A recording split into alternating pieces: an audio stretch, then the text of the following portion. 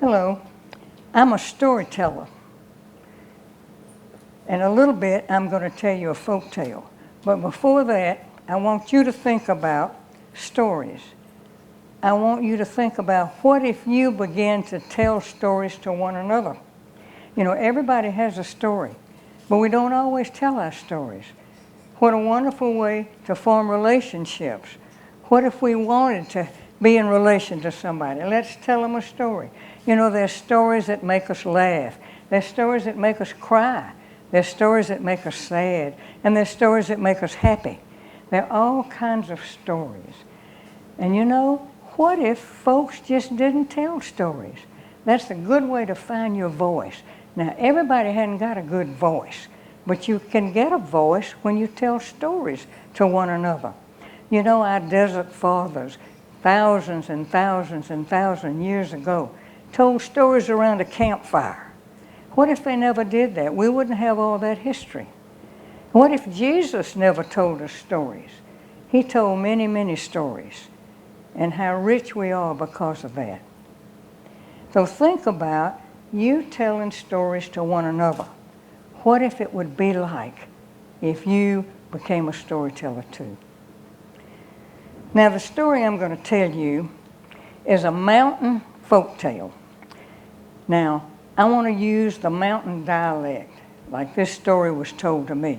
This took place way back in the Great Smoky Mountains, a long, long time ago. A long time ago, probably even before your parents. There was an old man and his wife who lived in a cabin way up in the mountains, and he had a little hunting dog. Now, this was a good hunting dog. He was about this high, and they didn't know what kind he was. He was kind of a mixed breed, you know. He had little ears that stick up like here, had a little tail that came up across his back. He was all different colors, but he was the best hunting dog that you ever could see. I mean, he could chase a rabbit, he could chase a squirrel, he could tree a possum. He was just about the best that he could find. And he always liked to go hunting. And the old man liked to go hunting too. In fact, that's all the old man ever did, was to go hunting. Well, one morning, the old man took his old hog rifle down off the shelf. Now, that was back in the days when they had to mold their own bullets, and they had to take the powder out of the powder keg to put in the old hog rifle, you know, to get all ready to go hunting. But he liked to go hunting every day. The little dog always knew it was time to go hunting. The old man took the hog rifle down off the shelf, started down the steps. Little dog started running along behind him, you know, one trying to catch up with him. And just as he got to the bottom of the steps, his wife said, oh man, you ain't going nowhere till you go down there and chop down them high weeds. It covered that path down to the creek till I can't get down there to get us no drinking water. Now, that was back in the days when all the streams were pure, and all the water that they had came from the stream. You couldn't drink it today, because today we pollute all of our land and all of our waters. But back in those days, a long time ago, that's where they got all the water. The water that they drank, and the water that they bathed with, the water that they cooked with. So the old woman knew that they needed to get some more water, so she was hollering at the old man. Well, he knew when she started in at him, there wasn't anything else he could do but to go get the water. He was down at the bottom of the steps. He turned around, a little old dog followed along behind him. He went on back, you know, and he got his swinging blade. And this was a blade that, a big old swinging blade, had a blade on both sides. And little dog was still following him now.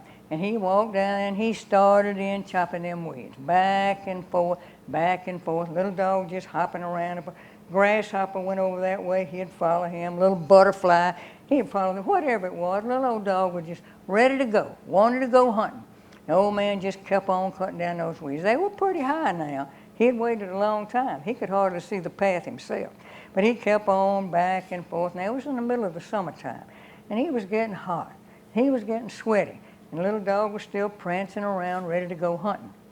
But finally, the old man thought, I got to go back to the house and get me a drink of water. I'm just plumb tuckered out. So he laid his swinging blade down in those tall weeds and turned around and went back up to the house. Little old dog followed along behind him, because still ready to go hunting. Went on back and sat on the porch, and he was a fanning, old woman, bring me something to drink. Bring me something to drink. I'm wore out already. So she went back to the kitchen, you know, and she she got the bucket that the water was in. Wasn't very much in there. But she tipped it over and she got this old gourd. That's what she used to dip the water with. Got just enough water out to fill a glass. That was all the water she had in the bucket. She took it out there where the old man was sitting on the porch. She said, "Old man, this is the last bit of water we've got.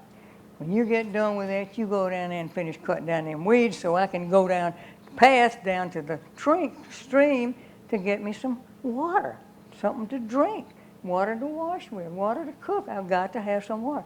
Well, now, he put it off as long as he could, because that's the way he was. But when he got done, he decided he better go down and finish cutting down them weeds. Little dog was still waiting on him, ready to go. He was still trying to go hunting. So the old man started down and started looking for where he'd put his swinging blade down in that tall grass, you know. And just before he got down there, a great big jackrabbit jumped up just like that. Well, as soon as that little dog saw it, he just went out lickety-brindle and hit that swinging blade head on, and it cut him right half in two.